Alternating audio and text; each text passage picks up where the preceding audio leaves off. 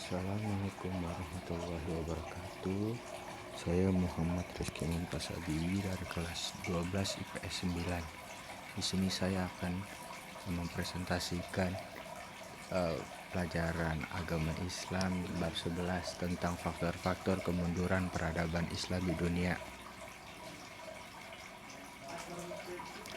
Hari ini di sini ada poin-poinnya, ada 7.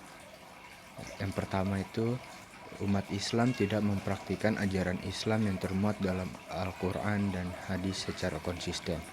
Tidak ada kata kunci yang dapat berarti bagi umat Islam dalam mewujudkan keinginan untuk meraih kemajuan, kecuali harus kembali kepada Al-Quran dan hadis. Karena Al-Quran dan hadis yang dapat mengangkat harkat dan martabat kaum umat Islam, meneguhkan keyakinan kaum muslimin dalam melawan musuh-musuhnya dan mengangkat suatu kaum dan merendahkan kaum yang lain. Yang kedua, ada umat Islam kurang bersatu dan mudah berpecah belah. Umat Islam dalam menegakkan nilai-nilai ajaran Islam tidak boleh terpecah belah, termasuk dalam pengamalan terhadap nilai-nilai Islam yang bersifat khilafiyah, karena perbedaan bagi umat Islam merupakan rahmat, dan Allah tetap memerintahkan kepada umat Islam tetap bersatu. Perbedaan adalah sunnatullah, karena itu perlu disikapi secara biasa. Jangan sampai berlebih-lebihan, apalagi hingga menimbulkan perpecahan. Umat Islam harus senantiasa waspada terhadap pihak-pihak yang sengaja memprovokasi atau sengaja membuat agar umat Islam menjadi terpecah belah. Yang ketiga adalah mayoritas umat Islam terlalu cinta terhadap dunia dan takut mati.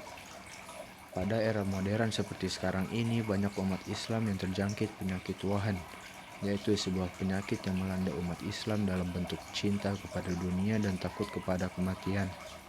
Terbukti ketika meninggalkan pekerjaan sedikit saja merasa banyak kerugian, dan ketika badan merasakan sedikit sakit, mulai terburu-buru untuk berobat karena takut apabila mati.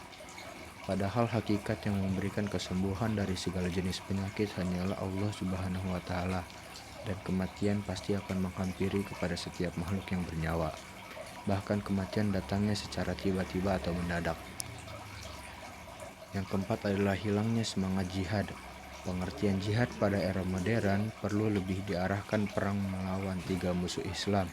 Menurut Salah Abdul Qadir Al-Bakri dalam buku Al-Quran dan Pembinaan Islam, mengatakan 3 musuh Islam yang perlu diperangi secara bersama-sama saat ini adalah perang melawan kebodohan, kemiskinan, serta keterbelakangan.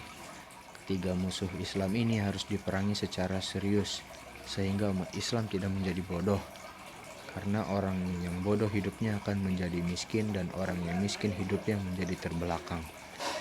Tujuan dalam berjihad memerangi 3 musuh Islam ini adalah agar umat Islam menjadi umat yang pandai, kaya, dan berkemajuan, sehingga kondisi umat Islam menjadi umat yang kuat, dan Allah Subhanahu wa Ta'ala lebih mencintai umat Islam yang kuat.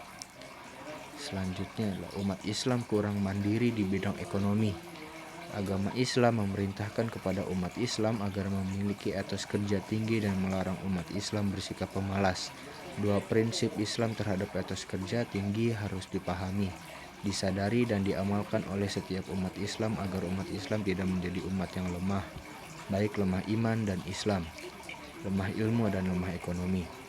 2 prinsip yang harus dijaga adalah, yang pertama adalah umat Islam terhadap pekerjaan harus bersifat gayung bersambut. Yang kedua adalah umat Islam harus rajin dan tekun dalam beribadah dan bekerja. Poin selanjutnya adalah umat Islam kurang pandai menentukan prioritas. Islam memerintahkan kepada setiap pemeluknya agar pandai menentukan skala prioritas. Prioritas didasarkan pada 2 hal, yaitu dasar kepentingan dan dasar kedahuluan. Yang pertama ada dasar kepentingan mempunyai arti, manakah dari sekian pekerjaan yang harus dilakukan terlebih dahulu, karena memiliki nilai lebih penting dibandingkan dengan yang lainnya.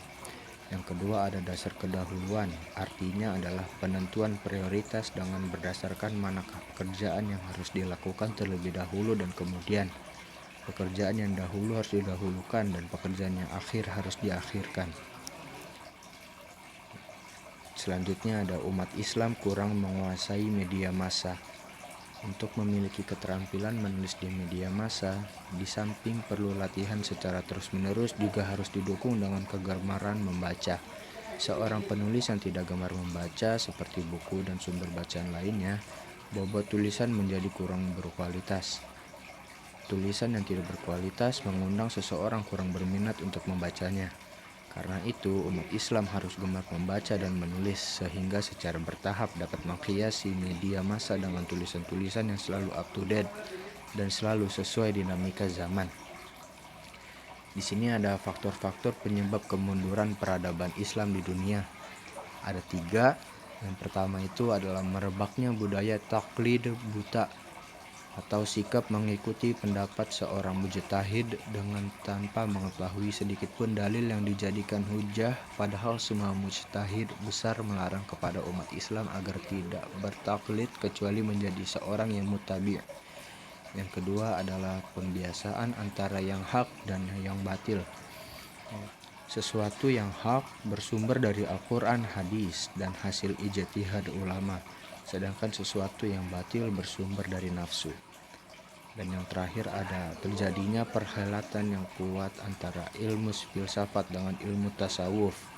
Telah berkelebihan filsafat Islam yang bercorak sufistik Imam Al-Ghazali di timur dan filsafat Islam yang bercorak rasionalistis oleh Ibn Rushd di dunia barat, sehingga Al-Ghazali dengan filsafat Islam yang menuju ke rohani hingga menghilang ke dalam tasawuf mendapat sukses di timur, dan Ibn Rushd dengan filsafatnya yang bertentangan dengan Al-Ghazali dengan menuju materialisme mendapat sukses di barat. Berikut ada hikmah dan manfaat dari mempelajari faktor-faktor penyebab kemunduran peradaban Islam di dunia. Hikmah dan manfaatnya ada 3. Yang pertama adalah pentingnya menerapkan pola hidup sederhana. Yang kedua adalah menjadikan dunia sebagai fata morgana dalam kehidupan. Dan yang ketiga atau yang terakhir adalah menegakkan secara disiplin terhadap amar ma'ruf nahi mungkar. Sekian dari saya, Muhammad Rizky Mantasabibi. Kurang lebihnya mohon maaf. Assalamualaikum warahmatullahi wabarakatuh.